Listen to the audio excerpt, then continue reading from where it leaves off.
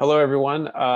Welcome to the workshop titled Ritual and Wonder, Methods of Reopening and Unsilencing the Workshop, which is part of the 6th Annual Creative Writing Studies Conference Online. And which is, as you all know, the focus of this conference is creative writing studies, post-pandemic writing as care. So I hope our time together with this recording and the workshop that follows sets us up for those very things of writing as care. So as you can see with our Zoom labels, I'm Juan J. Morales. I am the Department Chair of English and World Languages, a poet, and the Associate Dean of the College of Humanities, Arts, and Social Sciences at Colorado State University, Pueblo in Pueblo, Colorado, which is a Hispanic serving institution in Southern Colorado. And I will let my colleagues momentarily introduce themselves, but you can see that we have two wonderful writers and poets with us and teachers as well. So with this time together, I'm going to very quickly set the framework, and then we'll talk shop and kind of set the stage with for the interactive workshop components that we hope will help you innovate and kind of expand on all the vast knowledge that you all have. And also we really want to make sure that our workshop does a good job of setting up a conversation and a discussion, because hopefully we'll try some things and do that, and then we can learn from each other as well as a creative writing community dispersed across the United States and beyond. I have no idea who's all part of the conference, but I'm sure it's international. So we'll find out on October 8th or 9th when this happens. So real quick, a little background about us. The three of us, we all have a connection to Colorado State University, Pueblo, where we all met. We've all taught there as well in different capacities, but the commonalities and the common threads is that we have all taught in the creative writing classroom. And CSU Pueblo is a very special place. I'm a little biased, but I do think that because we have a lot of students that are first generation, veteran, and non-traditional students, and just hardworking students. And so it's really cool to work in a place where you have students that kind of overcome imposter syndrome and other very real obstacles. The real obstacles aren't real, but the way that these kind of things sneak into their teaching and experiences kind of are really inspiring for myself as an instructor. And ultimately it kind of really helps them kind of find ways to kind of connect and become strong writers, where they kind of have these moments of whether it's a first publication or just turning in an assignment to their professor and getting a positive feedback in a workshop environment where they kind of discover, I can do this, I can be a writer. Because I think a lot of that is what the three of us are going to talk about in that regard. So, and I'm looking at my other thing, and I should have mentioned this like 2.5 minutes ago, but we have, with the Zoom, we have turned on the captions to kind of help accommodate people that may need these accommodations. However, these are not ADA compliant. They're kind of good, but they're not great. And we will do our best to help anyone that has further questions or information in that regard. So, so I think what I'm going to come in again at the end of this discussion video to kind of to talk about some of my workshop stuff and my workshop activities and practices. But I'm going to first introduce Danielle, who's going to start to forecast and preview her portion of the presentation. So I'm going to also hit mute. So in case any animals or anything else do anything, I don't interrupt. So Danielle, go ahead and introduce yourself and take it away. Great, thank you. My name is Danielle Holmes. I'm currently teaching high school English at Pueblo West High School. So I'm going to be using some examples from my high school students, but I also am occasionally adjuncting out at CSUP and try to just, keep a foot in both doors. And that way I can better serve, I think, students at both ends. I know where they're coming from, and I know kind of maybe what they need moving forward. So I'm going to go ahead and talk about sort of how I found my way to implement sort of gratitude writing in the creative writing classroom when COVID was kind of thrust upon us, right? So at the start of COVID, it brought this uptick in concerns for mental health, right? So in my own search for resources that might assist teenage students in navigating those unknown, lonely waters of online learning, I stumbled across a podcast called The Happiness Lab. The host is a celebrated psychology professor out at Yale, Dr. Laurie Santos, and it was inspired by a wildly successful course that she created called Psychology and the Good Life. It was so wildly successful, in fact, that its 1,200 students had to be moved to the concert hall at Yale instead of a classroom so that it could hold everyone at the same time. While it was intended to support Ivy League students that were struggling with things like depression, anxiety, stress, hopelessness, and other mental health conditions, many of the elements that were addressed in her work seemed to be tailor-made for life in a pandemic and staying at home.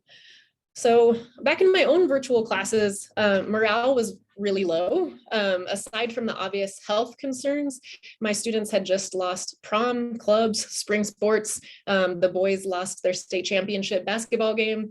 So everyone was really feeling it.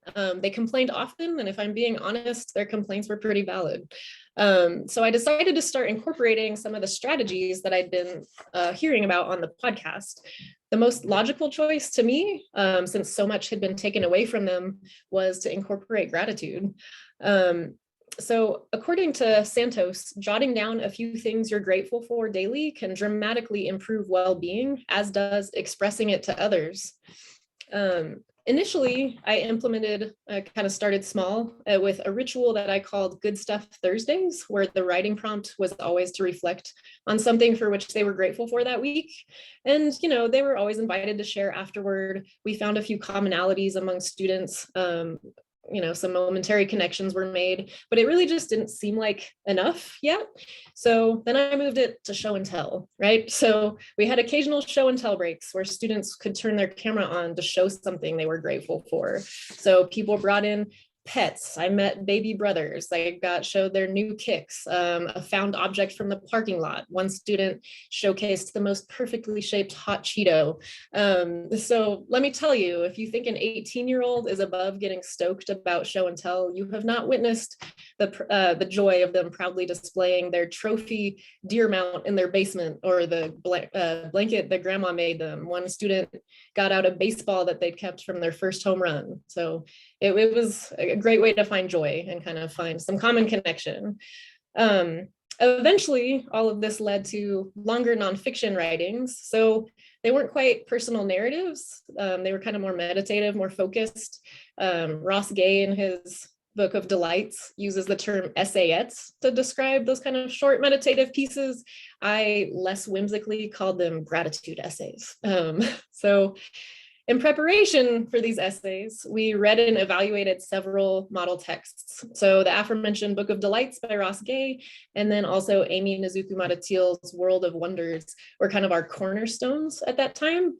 In Ross Gay's essays, he shares many discoveries of joy found on his walks about town. So we started walking. I set a timer for 5 minutes and tell them to leave their computer and go on a walk and pay attention to the little things and write them down.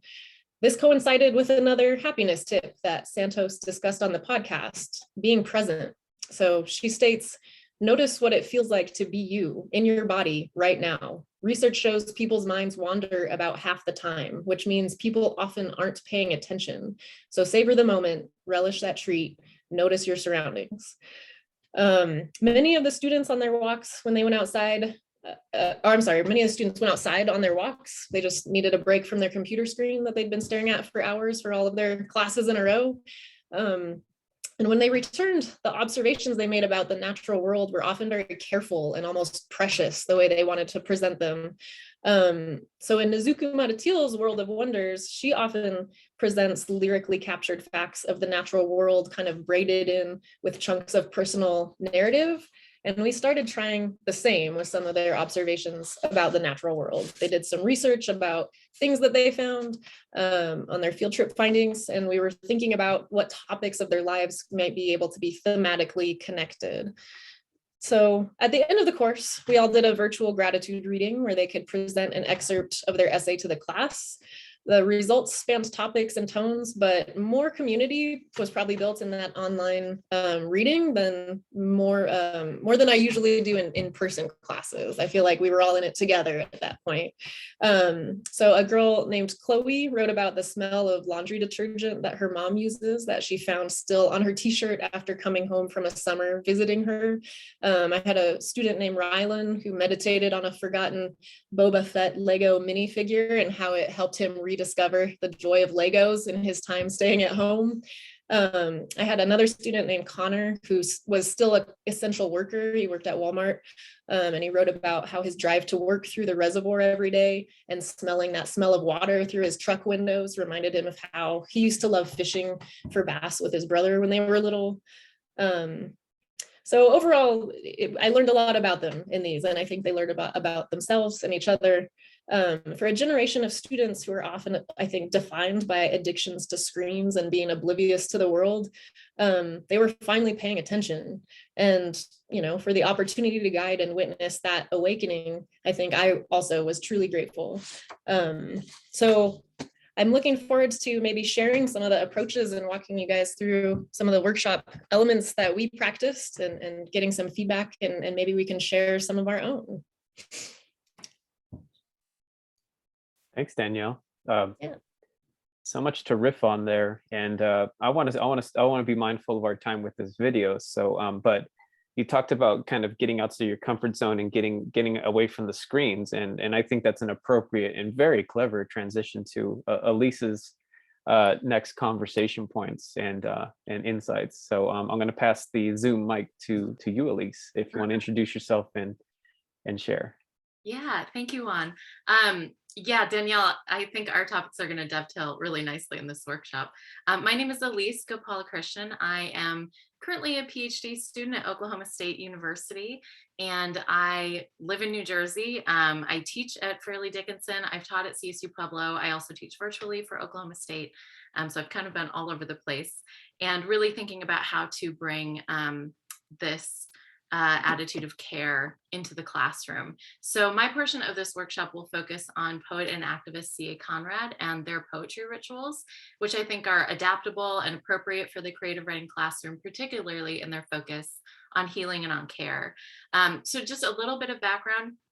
C. Conrad is the author of 9 books of poetry and essays, and their 10th book, Amanda Paradise, is forthcoming in just a few days from Wave Books, so plug for that. And they're also an educator. And Conrad is probably best known for their somatic poetry rituals, and these rituals and the resulting poems are deeply rooted in both healing the self and in undermining and dismantling oppressive structures. So I believe that their work speaks directly to the theme of this conference in building these communities of care within our creative writing classrooms, which is why I want to kind of invoke Conrad's presence in our workshop today. So I want to just quickly share 2 quotes from Conrad that I think really capture their thinking about ritual and writing. So they say, ultimately, I want my somatic poetry and poetics to help us realize at least 2 things: that everything around us has a creative viability with the potential to spur new thinking and imaginative output, and that the most necessary ingredient to bringing the sustainable, humane changes we need and want for our world requires creativity in all lives every single day. So this sentiment certainly rings true to me as a creative writer and instructor, and it's also something I think easily forgotten or set aside in the rush of our everyday lives. I mean, talk about gratitude, right?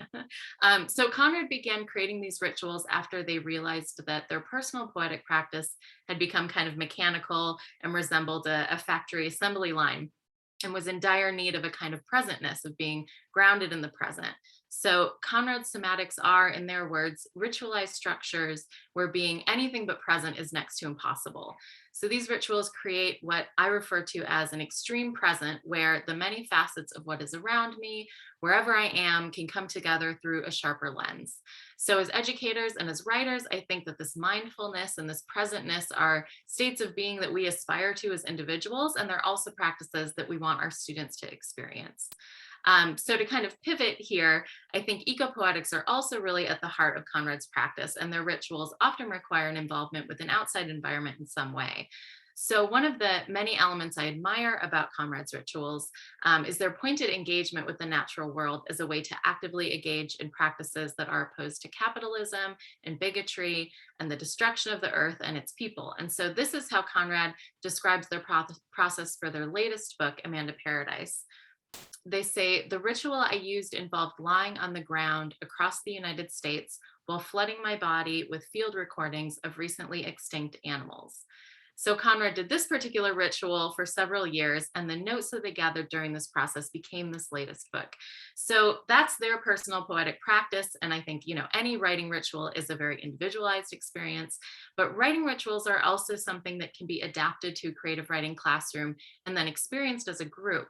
So attention to and engagement with one's immediate environment, I think, is a mindful and meditative process that's useful for creativity and for healing.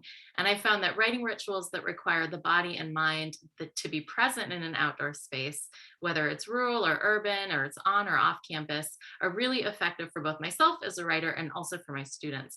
So my question really for this workshop is how we might bring this personal and ideally environmentally based outdoor ritual and writing practice into the virtual classroom space. So how can we participate in eco-poetics together without really having to go outside, right? So my goal for my portion of the live workshop is to kind of share my own approach as to how we might adapt or evolve this practice ethically and accessibly into a virtual space, with an emphasis on how we can create a culture of care and encourage a healing of the self through this unique ritual approach to creative writing within a community. And then even more than that, my hope is that we can kind of brainstorm together and use this unique conference opportunity and space to share a variety of perspectives and ideas and approaches to helping our students and ourselves really thrive in the virtual creative writing classroom. And I really look forward to the conversations we'll be having in this workshop. Thank you. I love it. Thanks, Elise. Yeah, I appreciate like the elements of like kind of grounding and kind of establishing like a preview of this larger question you're asking. How do we embrace technology but also embrace the outdoors? That kind of comes into play with that. And you're right, it does dovetail quite nicely with Danielle's contributions to this as well. So with the remaining time that I have, I'm gonna close this out, but as a way to kind of close it out, what I'm hoping to do with my portion of the workshop time together with the three of us and the wonderful people that decide to attend our conference, our workshop, and to be a part of the conference as well, because we're really grateful to kind of have this really innovative way to kind of engage each other and meet each other when we can't. We thought it was safe, but it's not safe. So it's kind of it's a great flexible approach.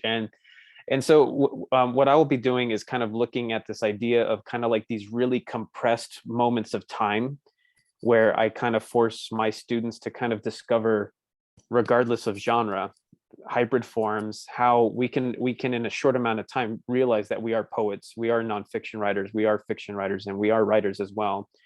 And it connects to like the unsilencing component that kind of is discussed in our panel.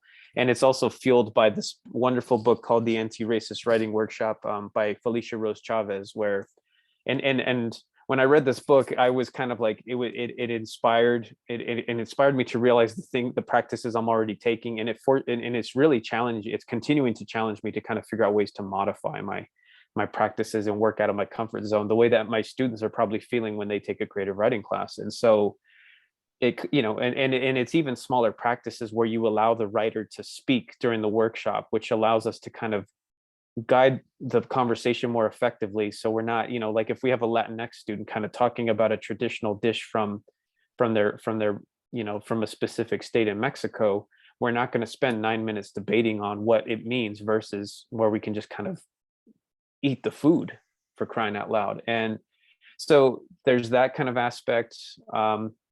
Also just kind of looking for small tricks and trades to kind of talk about workshop trust, using Wollitzer's concept of honesty and charity, and just how we introduce our students to the elements of literary citizenship, because that's what we're kind of doing when we have students that are brave enough to sign up for Intro to Creative Writing or Creative Writing Poetry, or take it as take it as a high school student, because I think all of these different stages in our lives can kind of show where creative writing can save us and can bring us together as well. So I think we have like, I forgot to start the timer because that's my classic style, and I'm going to put that into the recording right now. And but even without the timers going, we're really excited to discuss, write, and collaborate with you all, because this is just such an exciting opportunity and way to kind of to build a community and use that technology to span geographies, as we do every time we're in a workshop environment. So, all right, I've said my piece. Are you two okay? All right, this Yeah. is where we wave and say see you soon, and then stop the recording. Okay.